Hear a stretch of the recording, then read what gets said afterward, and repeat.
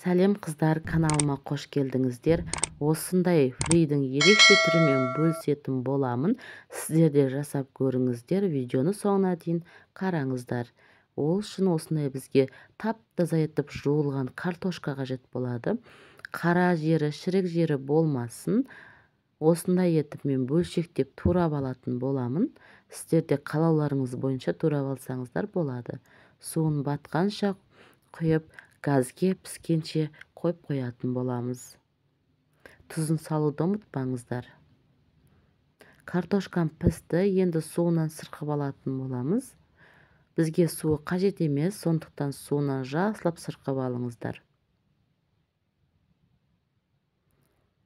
Енді картошкамызды езетін боламыз. Түйіршік қалмайтындай етіп езіп алыңыздар. Тұз ештеме қажет емес. Тек бізге осындай паприка қажет болады. Бір шай қасық паприка тәтті бұрышымызды салып, укропымызды да қаттыға майдалап емес, орташа көлемде турап, оны да салып араластырып алатын боламыз. Араластырып болған соң үстінен крахмал саласыздар. 9 қасықтай крахмал салыңыздар, ас қасықпен. Картоп крахмалын салыңыздар. Сосын сырымызды күштен өткізіп, оны да салып жақсылап араластырып, қолымызбен мыжғылайтын боламыз. Біріктіріп алыңыздар. Осындай жабысқақ болады. Сондықтан қазір біз жаятын кезде бізге ұн қажет болады. Мен осыны екіге бөліп, бір бөлігін қазір жаятын боламын. Ұнды көптеу себіңіздер. Өйткені картошкамыз жабысып қалады, осы неміз қамырымыз. Оқтаудың көмегімен қатты баспай жайып алыңыздар. Қалың емес, шұқалау қылып жайып алыңыздар. Сонда қытырлақ болып шығады. Мен осылай кесіп алдым. Қалай кестеңіздер де өздеріңіз білесіздер. Сәл кішірек қылып кесеңіздер де бола береді. Жіңішкерек етіп кесіп алыңыздар. Менде сәл мына жерде жуан болып кетті.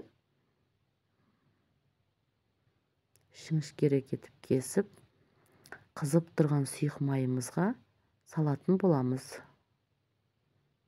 Енді бір шеті қызарған соң екінші шетін қызартып алатын боламыз. Осылай қызартып алыңыздар. Сіздер де жасап көріңіздер. Балаларыңызға ұнайды. Қытырлақ болып шығады. Дәмі де ерекше болады, өйткені ішінде сыр болғандықтан. Осылай қызартып пісіріп алыңыздар барлығын. Тарелкамызға салфетканы салуды ұмытпаңыздар.